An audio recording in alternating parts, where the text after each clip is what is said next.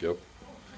All right, this is the kettles, and they cook gypsum there for the white mill plaster. And some of these kettles cook dirt rock, and a couple of them cook white rock, and they have to keep that separated for quality purposes. And dirt rock is? Dirt rock is the #2 rock. It's got shale mixed in it. The #1 rock is pure gypsum, and the pure gypsum is used in what we call our alpha departments, and that's makes densite, dense cow, and ultra rock. I don't know what that's particularly used for. And we have some white kettles here that they use for some specialty products, also in the mill. What kind of heat does it take, and what temperatures? Do not know. I don't know. I've never worked in the kettles. Okay. This is a picture of the jaw crusher. It's at the bottom of the slope in the mine, and the mine run rock comes up this conveyor right here and drops down and goes into this jaw crusher and crushes it into about a 6-inch piece of rock and smaller. It drops on down, and then it goes on to the slope belt here. And this is a picture of the slope belt going down into the mine.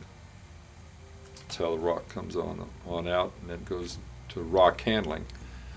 Rock handling distributes the rock into the different bins where the other departments take from them and make their product. Okay, what I want to talk about here is these are propane bottles that go onto our fork trucks. And fork trucks are run on propane, and this is probably in the board plant. This picture is of, you can see, board on what we call a levelator, and this thing sinks on down into the floor as it fills up, and when it hits the bottom, it then you can push a button and raise it all back up, and you haul off them over with a fork truck. Well, we used to have a rack of propane bottles right here, and when one of the bottles was leaking, and when this thing, when they hit the button to raise the levelator back up, a whole bunch of the propane had leaked and gone to the bottom of this levelator. It blew all the wallboard, and this levelator is a big box, and it blew it up out of the hole. And the propane bottle that had been leaking shot straight up, and the hole was still in the not clear through the roof, but in the roof above the levelator there. When did this happen? Oh, probably in the late 70s or early 80s. Can you see the propane tanks?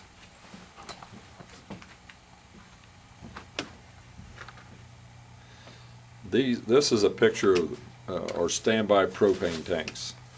In the wintertime, or I imagine if they KPNL or Westar had a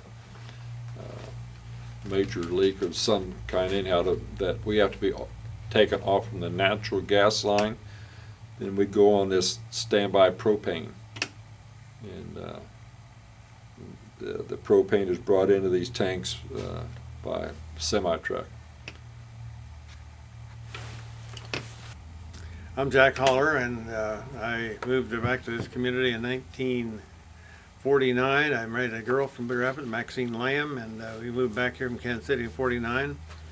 And in 1943, I needed something to do, so I was farming a little dab, and I needed something to do in the winter, so I went to work for, at that time, I think it was Certainty. I can't remember for sure what they did call it, but worked in the mine as a rock loader, and by hand. And this picture here shows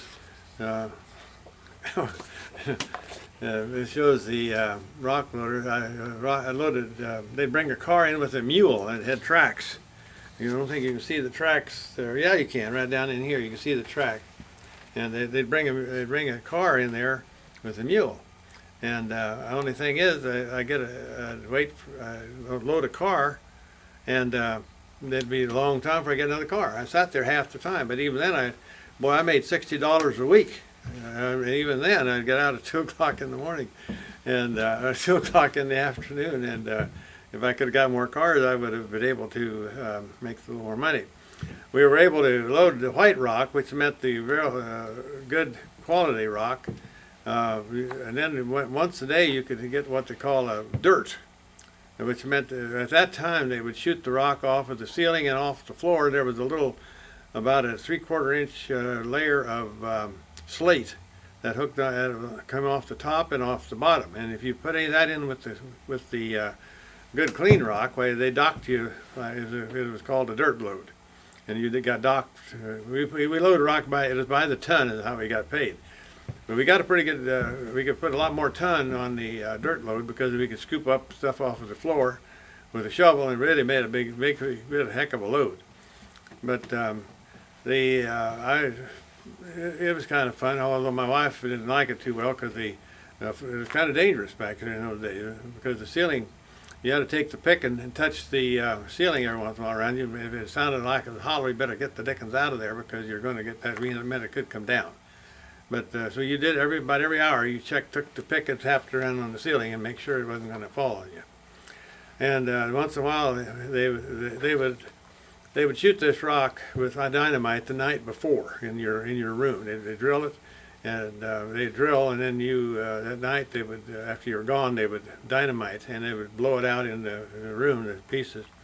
Normally it was small enough that you could handle the rock by hand. However, you had a sledge and a steel point, that if the rock was too big for you to handle, you'd take that point and a sledge and break the rock so you could handle it. And once in a while it was even too big for that, so we had what they call a plugger. One of the guys that did the blasting on the concrete, or on the gyp, and he'd come along and put about 1/4 of a stick of dynamite in that rock. If it was pretty big, sometimes they're really quite large, and then blow that up. But then plan on going home with a headache because that darned dynamite powder odor was in that whole room. You got a terrible headache. But normally you sure didn't want to do that until towards the end of your day, because otherwise you'd have a bad day. You had to set. It was the temperature back in there in those days was in the low 60s. I believe it was around maybe 58, and that was a normal temperature back at that time. And while you were working, of course, the air was not the best. They did have ventilation system somewhere or another, but you just really perspire with just had an undershirt on. You'd perspire when you were loading that rock. But then, when you sat down and waited for another car, you had to put a jacket on because you'd get chilly. And I had a neighbor by the name of Paul Birkeland that used from way down by Oldsburg. It was my neighbor. And one morning we came to work, which was 7 o'clock in the morning.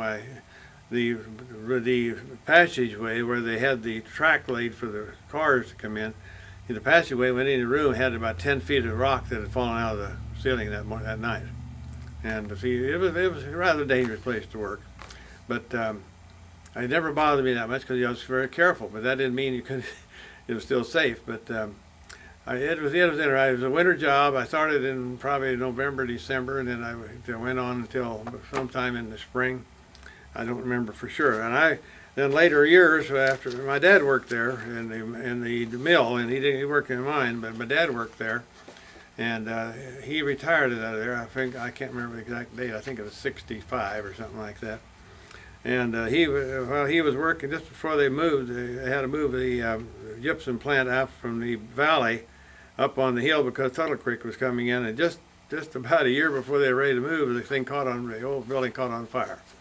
And I happened to watch that sucker, the biggest fire I ever saw, and there was no way the electricity, the electrical situation was not the best. It pretty well cobbled up in there, and they figured that something happened with the electrical system that caused the fire.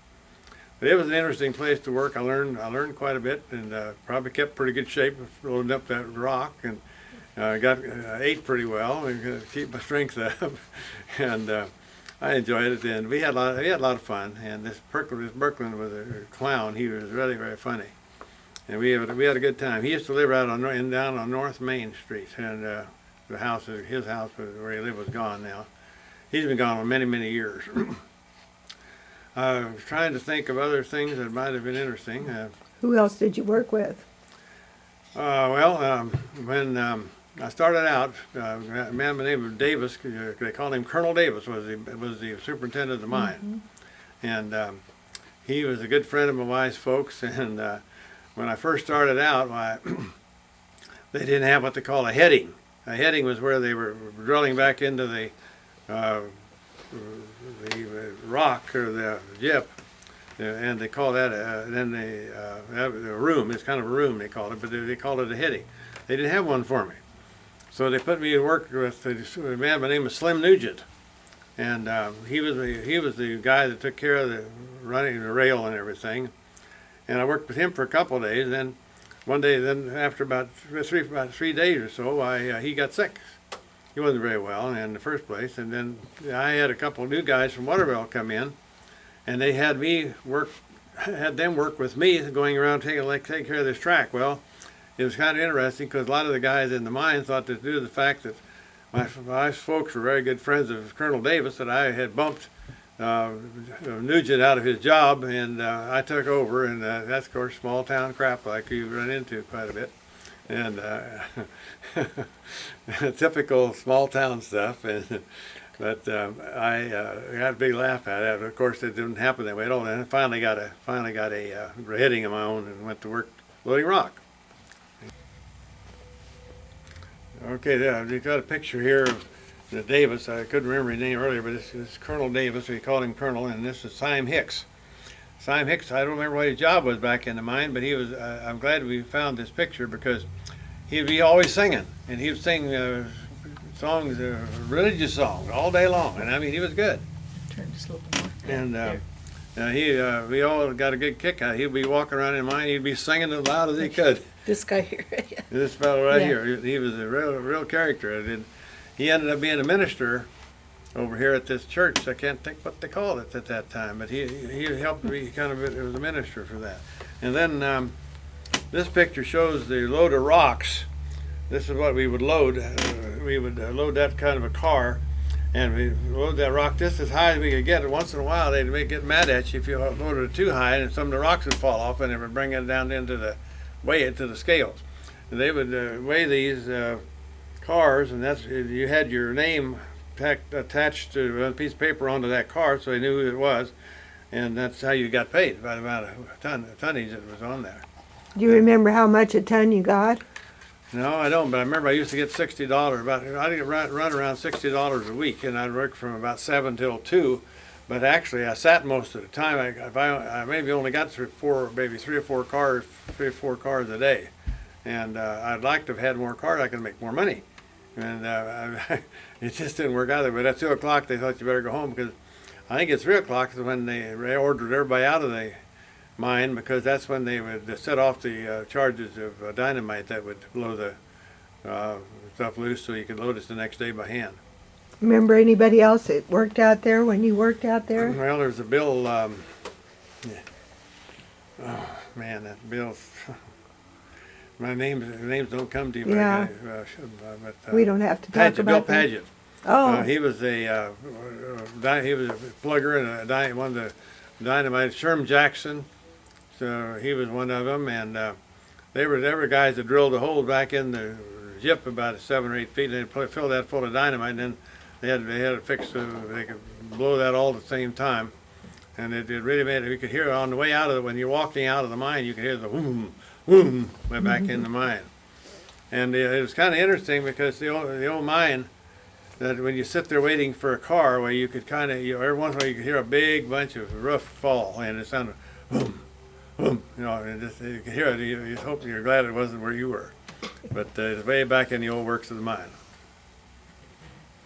Okay, something more about the mining itself. Every morning when we went in, we always looked our room over, and our lights. We had a mining cap, and it was some of them had electric, some had with the carbide light, and I didn't like the carbide. I didn't like the odor. But you'd always, the first thing we do was check the ceiling of our room, and if it had an X on it, get away from it, because that meant that it was bad. Because we had roof testers that went out there much earlier, and then the guys that were loading rock, and they would go around the entire mine where people were working, and they'd check that roof, and if there was a bad spot, where they would take their carbide light and make a big X on that ceiling with that carbide light, and you better stay away from there then. And then too, the people who drilled, they drilled. Charlie Stewart and Bob Bender were some of them, a couple of them here, and they would be drilling way back into the heading, which is the blank face of the sheet of the gypsum. And they'd go drill quite a few holes in there, way back. They'd go back 4, 6, 8 feet, and then they'd fill that hole full of dynamite, and they had it fixed so that it could simultaneously blow. And it really, they knew just about how much powder to put in there to blow those rocks so they'd be small enough to load. But like I said earlier, sometimes you had to break them up with a point. And I do want to mention the fact that if that point was a piece of metal about 4 inches long with a very sharp point on it, and you had your regular old sledge, long handled sledge, probably about 6 or 8 foot, 8.8 pound sledge, and you better be very careful when you start hitting that, because if you hit it wrong, that thing would fly like a bullet. Several times the guy had to go to the doctor and have that point pulled out of his leg, and it would be, of course, quite painful. But I didn't ever have that happen, and I was very careful. But I always kept that point in my sledge very close to where I was. I didn't want anybody messing with that, because it's a very important part of my loading. Because